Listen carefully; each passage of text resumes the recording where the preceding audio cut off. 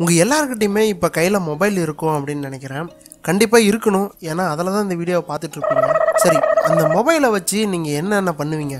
மெஜாரிட்டியாக என்ன பண்ணுவீங்க? மூவி பார்ப்பீங்க, அப்புறம் வாட்ஸ்அப்பு, ஃபேஸ்புக்கு இந்த மாதிரி இதில் ஏதாவது ஃபேக் நியூஸ் இந்த மாதிரி வரும். இதை ஃபார்வர்ட் பண்ணிங்கன்னா நீங்கள் நல்லா இருப்பீங்க, உங்கள் குடும்பம் நல்லாயிருக்கும் அப்படின்னு சொல்லி அனுப்புவாங்க. அந்த மாதிரி இருக்கிறத ஷேர் பண்ணுவீங்க. எல்லாரும் சொல்லலை, ஒரு சில பேர் ஷேர் பண்ணுவீங்க.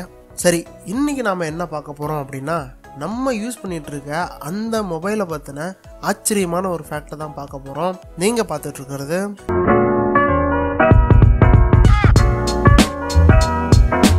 சரி. இப்போ நம்ம யூஸ் பண்ணுற மொபைல் எவ்வளோ அட்வான்ஸ்டாகவும் எவ்வளோ லைட் வெயிட்டாகவும் இருக்குது இல்லையா? இதே ஒரு 50 வருஷத்துக்கு முன்னாடி போய் பார்த்தா அப்போ இருந்த ஹை டெக்னாலஜி எது அப்படின்னா ஏஜிசி அப்படிங்கிற ஒரு கம்ப்யூட்டர் தான். சரி, அதுக்கு என்ன இப்போ தான் டெக்னாலஜி வளர்ந்துருச்சு, சூப்பரான ஆண்ட்ராய்ட் மொபைல்ஸு, ஐஃபோன்ஸ்லாம் வந்துருச்சு அப்படின்னு நீங்கள் கேட்டாங்க. இங்கே ஒரு ட்விஸ்ட் என்ன அப்படின்னா, நம்ம யூஸ் பண்ணுற ஒரு மொபைலை வச்சு நம்மளால் என்ன பண்ண முடியும் அப்படின்னா, ஒரு எக்ஸாம்பிளுக்கு பார்த்தீங்கன்னா உங்கள்கிட்ட ஒரு ஐஃபோன் இருக்குது, இல்லை ஒரு கொஞ்சம் காசு அதிகமாக போட்ட ஒரு ஆண்ட்ராய்டு மொபைலே இருக்குதுன்னு வச்சுக்கோங்களேன். ஒரு 10,000 20,000 போட்ட ஒரு ஆண்ட்ராய்டு மொபைலே இருக்குதுன்னு வச்சுக்கோங்க.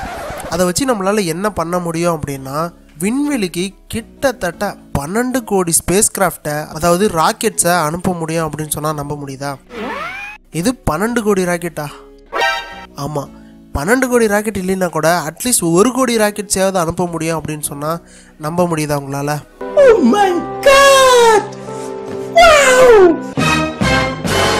ஏண்டா, அங்கே அவன் பல கோடி செலவு பண்ணி ராக்கெட் அனுப்பிச்சிட்டு இருக்கான், நீ மொபைல் வச்சுட்டு 12 கோடி ராக்கெட் அனுப்பலாம் அப்படின்னு சொல்கிற அப்படின்னு நீங்கள் கேட்கலாம்.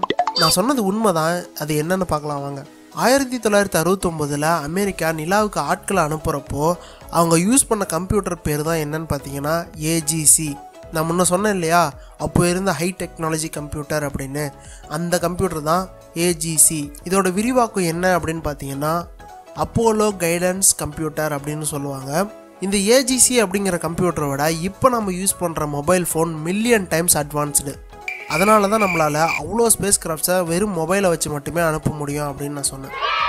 இதில் எது விலை அதிகம் அப்படின்னு பார்த்தீங்கன்னா, இந்த ஸ்பேஸ் கிராஃப்ட் அப்படிங்கிற விலை அதிகமே தவிர இந்த டெக்னாலஜி அப்படிங்கிறது விலை அதிகம் கிடையாது. நம்ம மொபைலை யூஸ் பண்ணி கூட ஸ்பேஸ் கிராஃப்ட்ஸை அனுப்ப முடியும். 1969 போன ஏஜிசி கம்ப்யூட்டரோட விலை என்னன்னு பார்த்தீங்கன்னா $3.5 மில்லியன். இன்னைக்கு இந்திய ரூபாய் மதிப்பில் 24 கோடியே 50 லட்சம் ரூபாய் வருது.